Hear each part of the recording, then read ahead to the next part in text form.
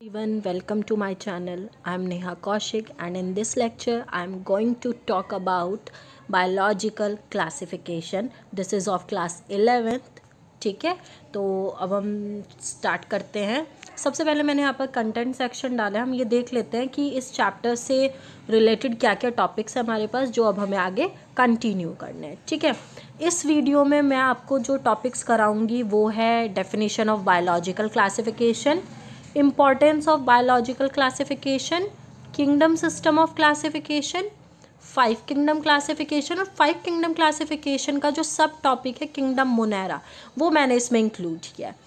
और जो मेरी नेक्स्ट वीडियो होगी उसमें मैं किंगडम प्रोटिस्टा के बारे में आपको इन्फॉर्मेशन दूंगी. ठीक है, तो इस वीडियो में हम ये 5 टॉपिक आज पढ़ेंगे. स्टार्ट करते हैं पाँचों टॉपिक वन बाय वन. सबसे पहले पढ़ते हैं कि बायोलॉजिकल क्लासिफिकेशन होता क्या है. मैंने आपको अपनी पहली वीडियो में भी ये बात समझाई थी कि क्लासिफिकेशन का मतलब क्या होता है कि हमारे पास बहुत बड़ा एक ग्रुप है ऑर्गेनिजम्स का. उसमें हमारे पास प्लांट्स भी आते हैं, एनिमल्स भी आते हैं. जब हम उनका क्लासिफिकेशन करते हैं मीन्स हम उनको अरेंज करते हैं. ठीक है, हम उनको अरेंज करते हैं ग्रुप्स में या सब ग्रुप्स में. ठीक है, और किस बेसिस पर हम उनको डिफ्रेंशिएट करते हैं, उनकी सिमिलैरिटीज़ और डिससिमिलैरिटीज़ में. अगर कोई दो ऑर्गेनिजम्स है मेरे पास और उन दोनों ऑर्गेनिजम्स की सिमिलर प्रॉपर्टीज़ हैं तो ऑब्वियस सी बात है कि मैं उनको किस में डालूंगी, एक ही ग्रुप में डालूंगी. कोई भी एक नेम्ड ग्रुप होगा उसके अंदर में उन दोनों को डाल दूंगी. ठीक है, और डिससिमिलैरिटीज़ अगर मुझे दिखती हैं उन दोनों के अंदर, उन दोनों ऑर्गेनिजम्स के अंदर, तो मैं उनको अलग अलग ग्रुप्स में ऐड करूँगी. तो बायोलॉजिकल क्लासिफिकेशन क्या है? एक साइंटिफिक प्रोसीजर है जिसमें हम ऑर्गेनिजम्स को अरेंज करते हैं ग्रुप्स और सब ग्रुप्स में. किन बेसिस पर? On the basis of their similarities and dissimilarities. ठीक है, और फिर उन्हीं ग्रुप्स और सब ग्रुप से फिर हम उनको एक हायरार्की प्रोवाइड करते हैं. ठीक है, देन आता है इम्पॉर्टेंस ऑफ क्लासिफिकेशन. इम्पॉर्टेंस क्या है क्लासिफिकेशन की? अगर हम बहुत सारे ऑर्गेनिजम्स को इकट्ठा पढ़ने बैठ जाए तो क्या हम उनको स्टडी कर सकते हैं? नहीं कर सकते. इसीलिए हम क्या करते हैं, उनको क्लासीफाई करते हैं. अगर हम उनको क्लासीफाई करेंगे तो हमारे पास अलग अलग ग्रुप्स होंगे तो हम उनको ईजिली, उनकी प्रॉपर्टी सिमिलैरिटीज़ होंगी उनमें, तो हम उनकी सिमिलैरिटीज़ जितने भी टॉपिक्स हैं हम उनको पढ़ सकते हैं. ठीक है, तो फर्स्ट पॉइंट इसमें क्या है? It helps in identification of new organism. अगर हमारे पास ग्रुप्स की अलग अलग फील्ड्स हैं, अलग अलग ग्रुप्स मेरे सामने रखे हुए हैं और मुझे ये भी पता है कि किस ग्रुप की पर्टिकुलर क्या इम्पॉर्टेंस है, तो अगर मैंने कोई नया ऑर्गेनिज्म फाइंड आउट किया है तो उसको मैं उसी पर्टिकुलर ग्रुप में इंक्लूड करूँगी जो उसकी प्रॉपर्टीज़ से मैच होता होगा. ठीक है, it is not possible to study every organism. यही अभी मैंने बताया कि बिल्कुल भी पॉसिबल नहीं है कि हम अर्थ पर जितने ऑर्गेनिजम्स प्रेजेंट है उनको हम अलग अलग पढ़ सके. इतनी वेराइटीज़ हैं ऑर्गेनिजम्स की. ठीक है, स्टडी ऑफ वन और to organisms of a group give sufficient information about the essential features of the group. तो इसीलिए हम क्या करते हैं, उनको जो हमने ग्रुप्स में डिवाइड किया तो अब हमारे पास क्या है, अगर एक ग्रुप में 20 मिलियन हमारे पास स्पीशीज़ है तो उन 20 मिलियन स्पीशीज़ को हम एक साथ पढ़ सकते हैं. ठीक है, लेकिन कब पढ़ सकते हैं? जब हम उनको क्लासीफाई करेंगे, उनका क्लासिफिकेशन करेंगे. ठीक है, classification helps in knowing the relationship amongst different groups of organism. अगर मेरे पास 7 ग्रुप्स हैं और मैं इन 7 के 7 ग्रुप्स को अलग अलग रख दूं और मैं तुमसे पूछूं कि बताओ इन दोनों के बीच में क्या रिलेशन है, क्या इनकी सिमिलैरिटीज़ हैं इनमें या उनमें क्या डिससिमिलैरिटीज़ है, तो वो हमें सब किससे पता चलेगा? जो उनका क्लासिफिकेशन बेसिस होगा. जब हम डिफ्रेंशिएट बिटवीन लिखते हैं, कोई भी अगर मैं तुम्हें बोलूँ कि मुझे बायोडिग्रेडेबल और नॉन बायोडिग्रेडेबल में या फिर मेटल्स और नॉन मेटल्स में डिफरेंस लिख के दिखाओ, तो डिफरेंस का मतलब क्या है कि हम उनके सेम पॉइंट्स को एक साथ लिख रहे हैं और फिर बता रहे हैं कि इन दोनों में क्या डिफरेंस है.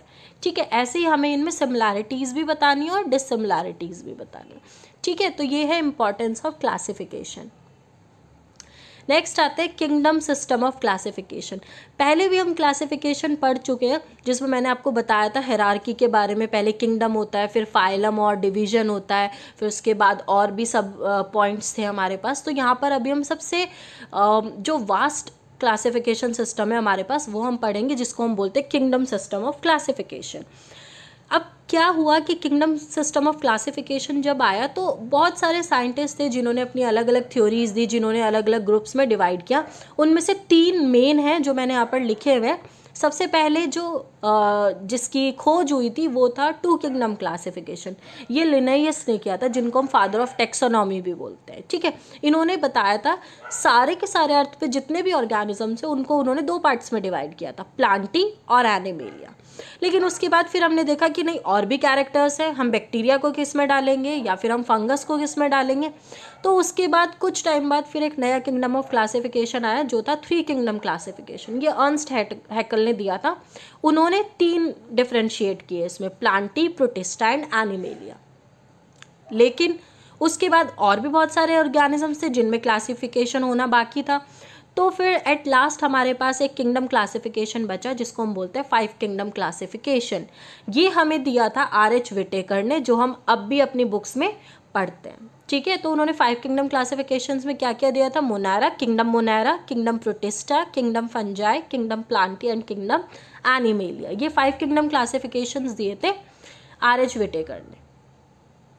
तो अब हम 1 बाय 1 पढ़ेंगे। इस वीडियो में तो मैंने सिर्फ किंगडम मोनारा को एक्सप्लेन किया है, जो मेरी नेक्स्ट वीडियो होगी उसमें मैं आपको किंगडम प्रोटिस्टा समझाऊंगी, ठीक है।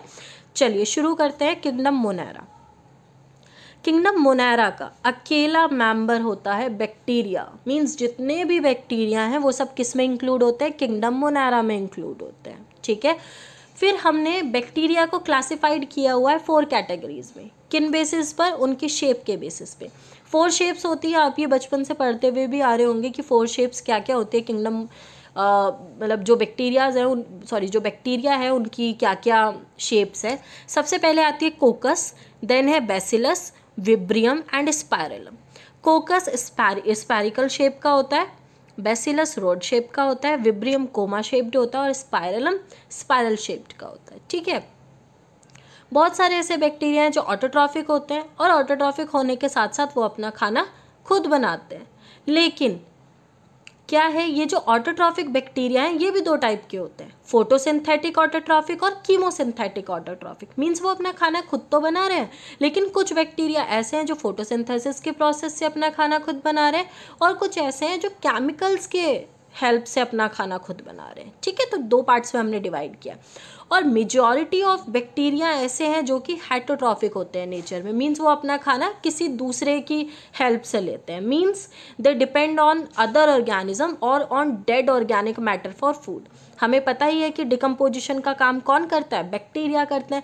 तो वो जो डिकम्पोजिशन का प्रोसेस है उसी से बैक्टीरिया अपना खाना लेते हैं। तो उस प्रोसेस को हम बोलते हैं कि उनके पास हेटरोट्रॉफिक न्यूट्रिशन है, ठीक है।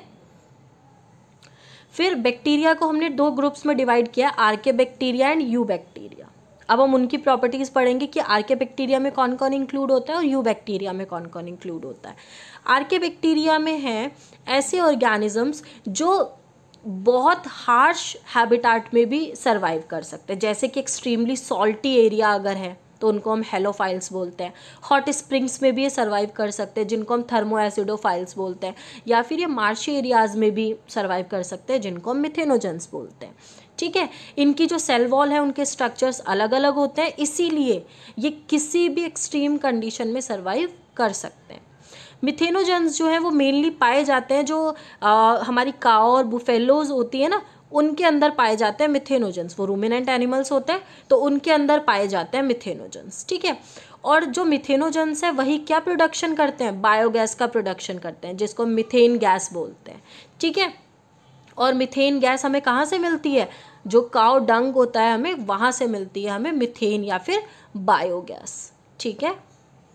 नेक्स्ट टॉपिक पर आते हैं यू बैक्टीरिया। यू बैक्टीरिया को हम ट्रू बैक्टीरिया भी बोलते हैं, ठीक है। इनकी जो सेल वॉल है वो बहुत हार्ड होती है। अगर ये मूव कर सकते हैं, अगर कोई बैक्टीरिया ऐसा है कि वो मूवेबल है तो इट मीन्स उसके पास फ्लैजिलम है, ठीक है।